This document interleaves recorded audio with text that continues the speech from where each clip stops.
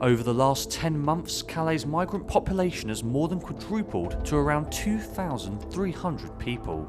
Syrians, Sudanese, Eritreans, Afghans, and many others who fled war, persecution and poverty at home have reached Europe's closest point to Britain, united by the common dream of a better life across the Channel. Every night, hundreds try to jump on lorries heading to the UK and pass border controls undetected. Few make it. The rest come back to one of the several makeshift camps scattered across the city. They live in dire conditions exposed to the cold and weather, with no sanitation and running water.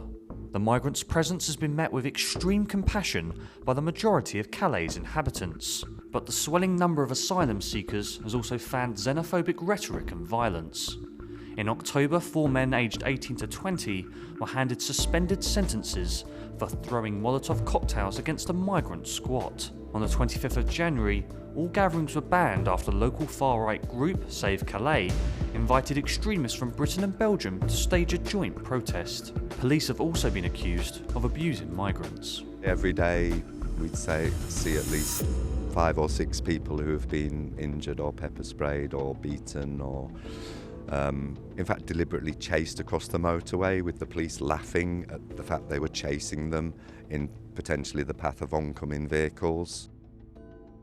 At a jungle just off the road leading to the Eurotunnel terminal, we meet 24-year-old Jacob, who fled civil war in South Sudan 10 months ago. He agreed to speak to us, but not on camera, as like many others, he fears reprisals at home and in Calais. He says police beatings are a daily occurrence. If there's a lot of truck here, they will beat you. What's our reason? If they get you on the road moving, they beat you. There's something they used to put in your eye. Like, I don't know in English, but they used to put in your eye. Yeah. They make like this, like paper fire in your eye. If you're still moving alone, slowly they beat you. Get, another migrant, fled the Ethiopian-Eritrean War 15 years ago. Running a makeshift church at a camp known as Tioxide because it lies near a factory of the namesake chemical manufacturer, he also agreed to speak to us off camera. The French police beat us. Our countries shot us. This is different. I'm not blaming any police to do anything for me because it's better. I'm in the better life. I'm safe. Nobody kill me in here. I'm not blame any person in here because it's Europe for European, for not for us. For example, we are living in the football place. They are built for your children to play in this place. But I have no choice. I'm arriving here. They are democrat country. You have a good country, but we are not lucky. On January 14th, the Calais local authorities denied unjustified use of force by police against migrants, despite allegations by Human Rights Watch. I think it's like everywhere. There is probably 90% of the policemen which are doing their duty normally, and 10% which don't. So I'm not surprised if they beat people when they take them out of the lorries and they spray them with gas. I have heard stories, but and I believe them because I can't see why they would invent that. Just like there was a baker who provide bread to a camp, and the police arrive and spray the bread with gas. What's the purpose of that? It's crazy. To cope with the burgeoning migrant population, the French government has turned a former children's centre by the sea into a refuge that provides food to many and shelter to some. We met its director, Stéphane Duval. Aujourd'hui, on est sur une distribution uniquement de repas. On accueille les personnes à partir de 14 h. On leur permet éventuellement de rebrancher leur téléphone portable. On leur offre un café, un thé. On discute un peu avec eux, on échange. On a mis à disposition également des toilettes pour qu'ils puissent bénéficier tout au long de l'après-midi de toilettes. Et la distribution des repas qui sera opérationnelle tous les soirs à partir de 17 h. The camp will be fully operational by the beginning of April, also providing showers and overnight accommodation for 100 women and children.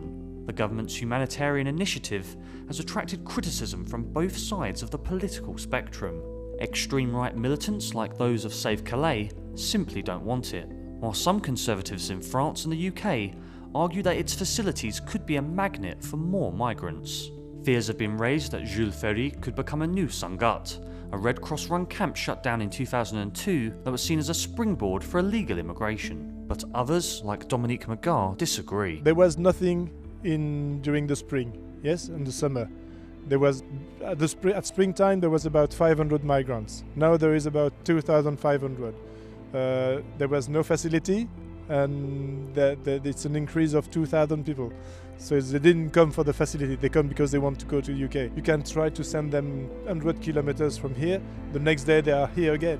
Sangat was infamous for riots and clashes that regularly broke out between different groups of asylum seekers. Mr. Duval argues that overcrowding was one of the reasons behind such violence, and they hope the situation will be different at Jules Ferry.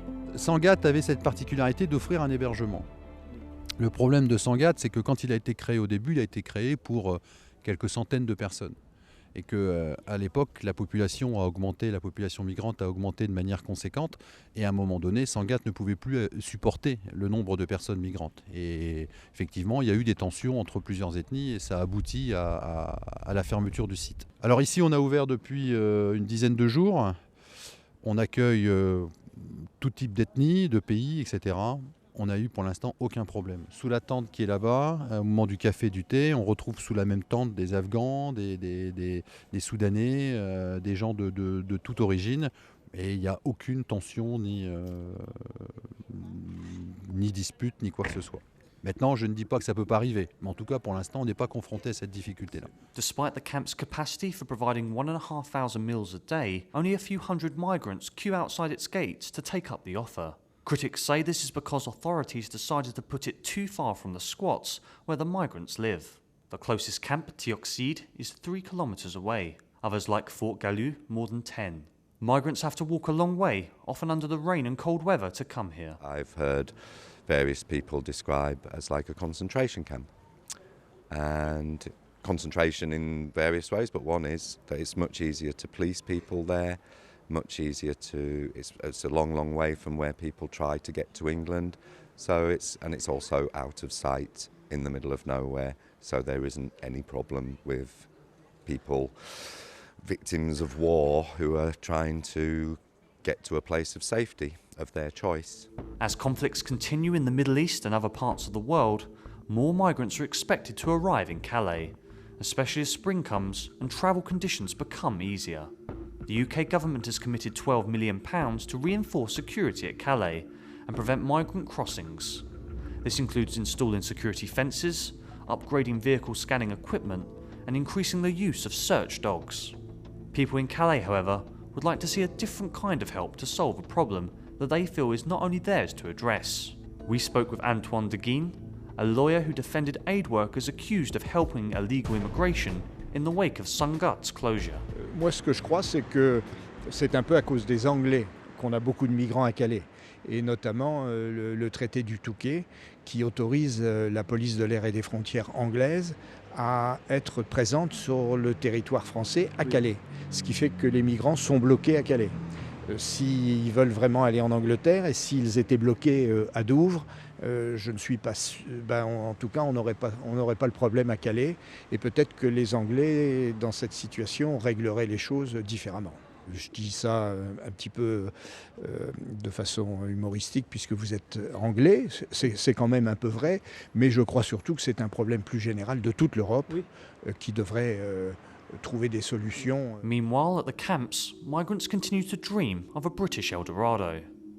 Fiver, a 20-year-old IT student from Sudan's war-torn region of Darfur, survived a deadly shipwreck off the Greek island of Crete before reaching Calais. He says a life of better opportunities and an easier process to achieve refugee status are waiting for him across the channel. British, it is better than another country in the Europe. The Europe all the same. The work and the ID. Another thing, in the UK you can found job, you can found document, you can found anything. And different for that, UK, all the people in the UK love it, the black people. I want to continue my study and I want to delete it, the homeless, this situation. I want to delete this situation in England. We have more dreams. This is my dreams. My dreams tell me go.